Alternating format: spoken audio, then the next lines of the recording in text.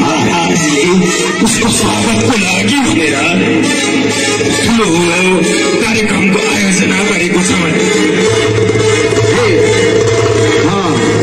कौशल्य भन्छ मथुराको धोबीलाई मार्यो रे, मालीलाई उद्धार गर्यो रे, कपडा सिलाउनेलाई जो अत्यन्त प्रिय भएर आशीर्वाद दियो रे, यस्तो यहाँ प्रवेश गर्दैछ। तिनीहरूको उन्नत सानो भए पनि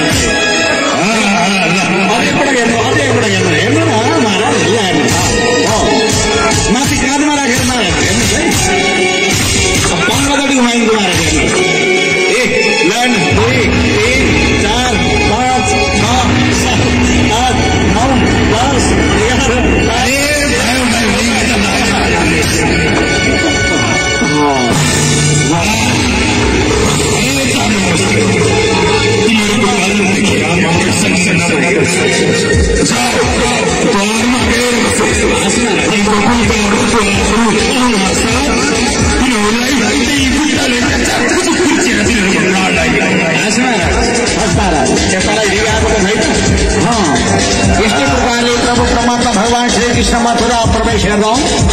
धोबीलाई बात गरी बक्स्यो, मालीलाई उद्धार गरी बक्स्यो, अनि मैले अहिले निवेदन गरेँ कुवितालाई उद्धार गरी बक्स्यो, अत्यन्त राम्री बनाउनु भयो। यस्तै प्रकारले आउँदै गर्छ है प्रभु।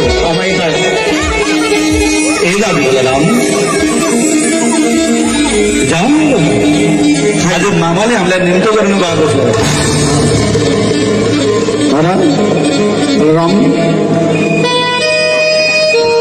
इस प्रकार में भगवान श्री कृष्ण र बलराम वृन्दावनबाट गोकुल धामबाट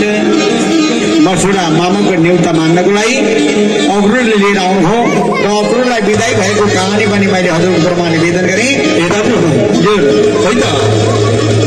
अब अगाडि जानु पर्यो मामाको घरतिर। ओहो दाजु मैले त भुसुक्कै बिर्सेछु, कता गयो खै?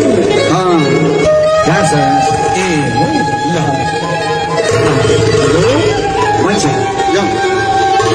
ओहो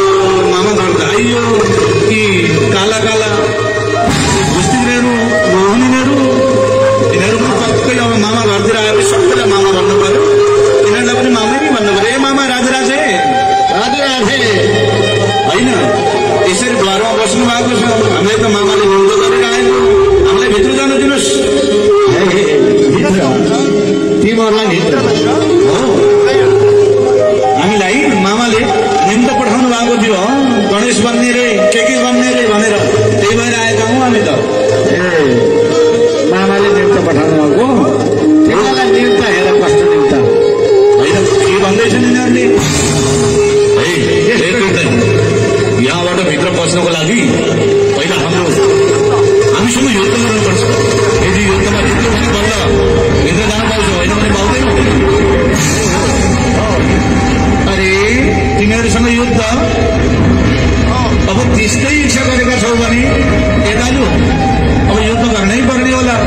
हो भगवान कृष्ण भन्नुहुन्छ, ए हामी त बालक छौँ, बालक तिमीहरू यस्ता भुल्तिले यस्ता बलिया हामीसँग कसरी लड्नुहुन्छ? हामीलाई बलिया भन्दैछु, तिमीहरू कतिलाई बलिया छौ भन्ने कुरा हामीलाई थाहा छ। भन्छन् न बालो न किशोरस्वम बलश्च भनिनाम नरः विलयेभु हतो येनः सहस्र देवसत्वम्।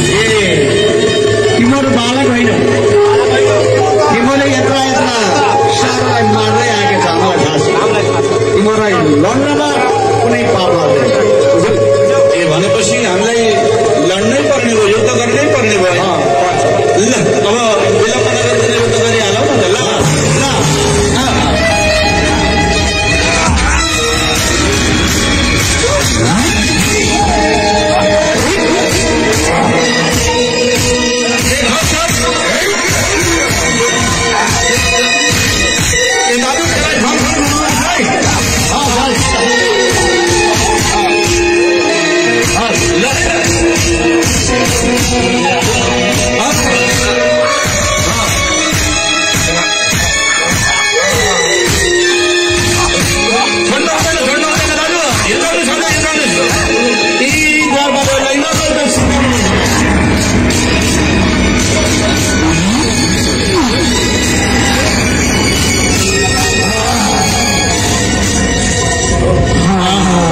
दाजु कति बलिया आउने यिनीहरू अब त भित्र जान पाइयो ल जाउँ अब भित्र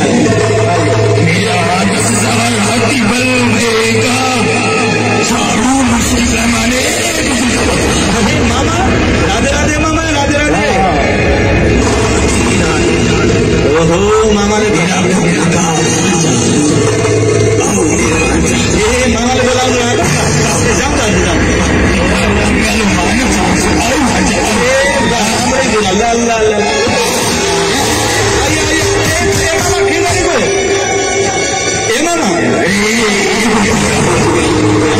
निम्तमानमा बोलाउने अनि ल्याएर काठमा ल्याएर यसरी च्याम्न पाइन्छ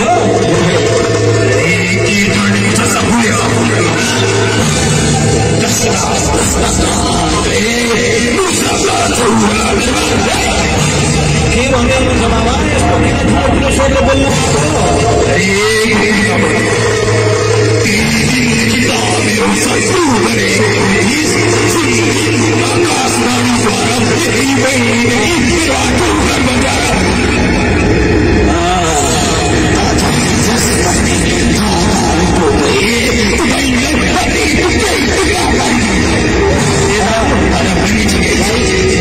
हेर्नुहोस् भगवान् कृष्ण भन्दै के भन्नु मामाले निकै जोडी भन्नु होइन कृष्ण यस्ता दुष्ट पापीलाई त के मामा भन्नु र मलाई याद छ मेरी आमा देवकीलाई यी पापी पापी मामाले नि कपाल ताने धेरैलाई ए भनेपछि यो कंसको पनि कपाल तानेर लछार पछार पार्नुपर्छ ए कंस यति बेरसम्म मामा भनेका थियौँ तर त्यो अनुहार देख्दा त्यो बोली सुन्दा र मेरी माताजीलाई लछार पछार गरेको देख्दा मलाई अब मामा गरेर सम्मान गर्ने कुनै पनि मनै लागेको छैन अब त दुष्ट पापी भन्नु पर्यो ए पापी मानिस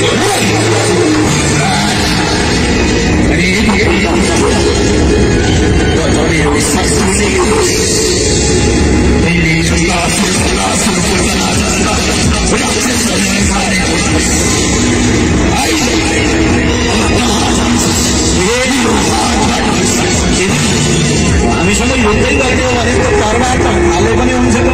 तरबार लिएर ठुलो पल्टिन त पर्दैन त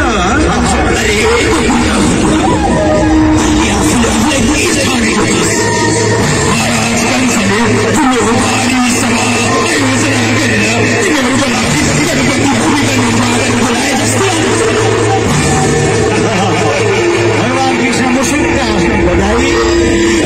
हेर त मर्ने बेला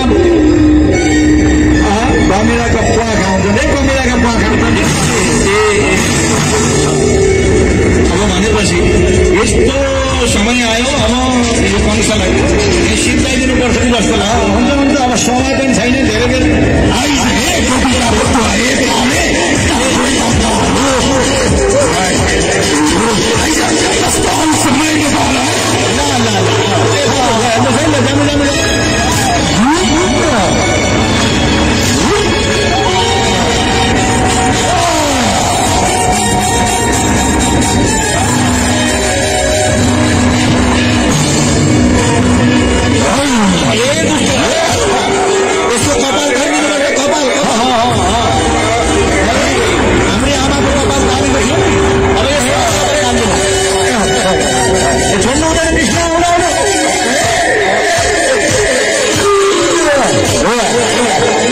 यही हो यसलाई मान्नु पर्छ